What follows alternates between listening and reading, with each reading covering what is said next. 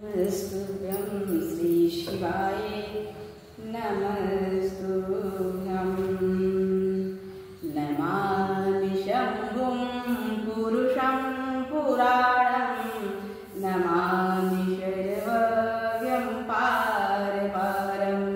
नमामि रुद्रं प्रभुमचयं तं तनमामि शर्वं शीर्षा नमामि तं शीर्षा नमामि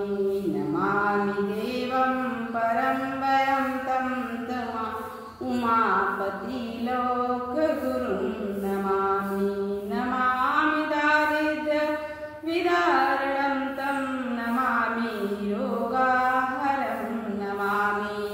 नमामि कल्याणचिन्त्यं रूपं नमामि विश्ववद्वीर्यरूपं नमामि विश्वस्थितिकारणं तं नमामि शङ्गाकरं नमामि नमामि गौरीप्रियं वयं तं नमामि नित्यं चरं तं नमामि चिद्वयमेव भावं त्रिलोचनं च शीर्षा नमामि त्रिलोचनं च शीर्षा नमामि कारुण्यकरं वयस्करं भयङ्करं वापि सदा नमामि नमामि दातारं वित्तिदानं नमामि सोमेश मुस्मेशमादौ नमामि वेदत्रयलोचनं नमामि मूर्तित्रयं वर्जितं तं नमामि पुण्यं सदव्यवीतं नमामि तं पापहरं नमामि तं पापहरं नमामि विश्वहितरतं तनमामि रूपाणि बहुने रते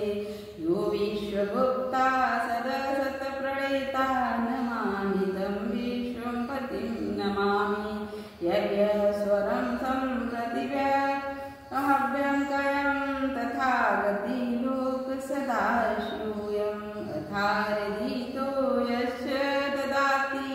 सर्वं नमामि दानप्रियमेष्टदेवं नमामि सोमेश्वरं स्वतन्त्रं मापतितं विजयं नमामि उमापतिं तं विजयं नमामि विघ्नेश्वरनन्दिनाथं पुत्रप्रियं तं शीर्षा नमामि देवं भवदुःखशोकविनाशनं चन्द्रहरं नमामि गङ्गाधरी समीं माधवं देववरं नमामि जगदीशपुरन्दारी सुरारसनचिन्तपादकं नमामि देवी मुखवादनादि शर्माणकृत्यं यच्छेत पञ्चामृतिगन्धर्वसुध पदी विचित्रपुष्पगन्धर्व